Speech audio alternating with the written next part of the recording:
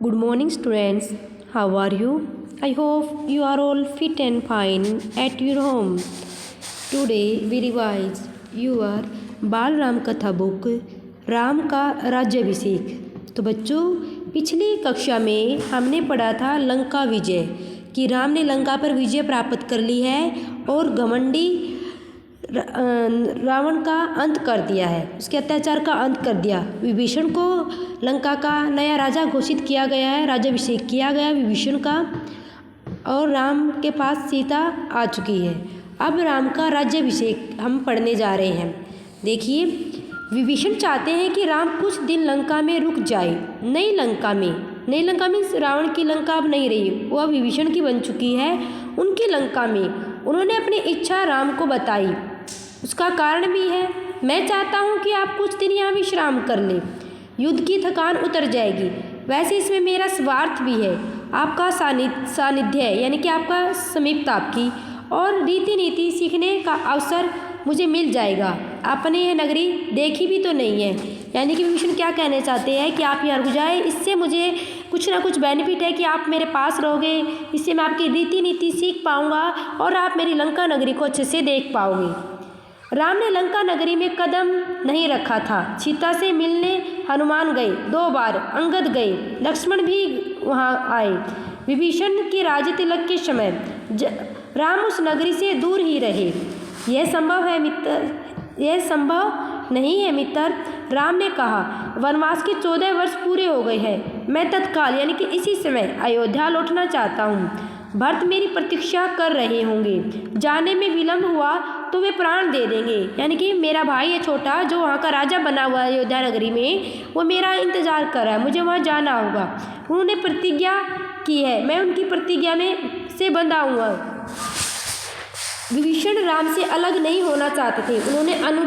उनका अनुरोध राम ने अस्वीकार कर दिया था, पर वे निराश नहीं थे। इस बार उन्होंने एक नया प्रस्ताव रखा। मेरी इच्छा है कि मेरे राज्याभिषेक में आप उपस्थित रहे, मुझे अपने साथ चलने की अनुमति दें। कि वो क्या कहता है, विभीषण क्या कहते हैं कि आपके जो राज्याभिषेक होगा मैं वहाँ पे उपस्थित रहना चाहता हूँ, मैं भी आपके साथ चलना चाहता हूँ। राम ने उसका आग्रह स्वीकार कर लिया। बोले, आप मेरे लिए यात्रा की व्यवस्था करें। राम ने विभीषण की विनती मान ली तो सुग्रीव और हनुमान आगे आए। राम ने उन्हें भी अयोध्या आमंत्रित किया मीन्स बुलाया। विभीषण का पुष्प विमान उन्हें ले जाने के लिए तैयार था। विमान के उड़ान भरने तक वानर सेना वहीं रही। विमान जाने के बाद वे कूदते फाते किष्किंधा की ओर चले गए। विभीषण ने अपने कोषाधिकार से उन्हें रत्नाभूषण दिए, उनकी वर्षा की। उसी विमान से वानरों के लिए एक मनोरंजन था, जिसे जो मिला उन्होंने सब लूट लिया। जो कुछ वहाँ पे विभीषण ने उनको दिया, सभी वानरों ने सहर्ष उनसे ले लिया। विमान लंका से चला। उड़ान भरने के बाद उसने उत्तर दिशा पकड़ी, यानी कि अब उत्तर दिशा की तरफ राम का जो विमान है, पुष्पक विमान, वो जा रहा है। तो बच्चों, अब विमान उत्तर दिशा की तरफ जा रहा है, जहाँ अयोध्या नगरी थी, जहाँ पर बच्चों अयोध्या नगरी थी। राम सीता के साथ बैठे थे, मार्ग में पड़ने वाले प्रमुख स्थानों से बताते जा रहे थे। रावण सीता का हरण कर उसी मार्ग से लाया था, पंचवटी से। उसमें सीता ने वे स्थान ठीक से नहीं देखे थे, स्थानों के नाम उन्हें ज्ञात नहीं थे। पहले रणभूमि पड़ी, फिर वह पुल जिसे नल और नील ने बनाया था। वानर राज सुग्रीव की राजधानी थी। सीता के आग्रह पर विमान किष्किंधा में उतरा। किष्किंधा यानी कि सुग्रीव की नगरी में। सुग्रीव की रानियां तारा और रूपा को लेने, क्योंकि वहाँ सुग्रीव की रानियां थी वहाँ पर। आगे ऋष्यमुख पर्वत पड़ा और उसके बाद पंपा सरोवर, उसकी सुंदरता अद्भुत थी।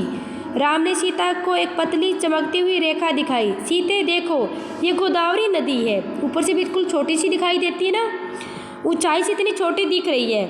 इसी के तट पर पंचवटी है, देखो हमारी पनकुटी अभी भी बनी हुई है। सीता ने आंखें बंद कर ली, जैसे पंचवटी को पुनः देखने के लिए डर रही हो।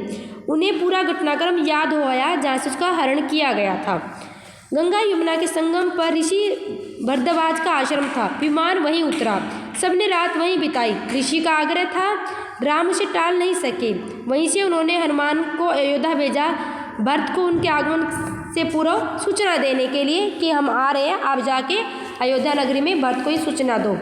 राम सीधे अयोध्या नहीं जाना चाहते थे। उनके मन में एक प्रश्न था, एक संशय था। 14 वर्ष की अवधि कम नहीं होती, यानी कि बहुत अधिक समय होता है बच्चों, उसके बारे में ये था। यहाँ तक बच्चों हमने पहला भाग किया। अगली कक्षा में हम इसका दूसरा भाग करेंगे। तब तक के लिए धन्यवाद।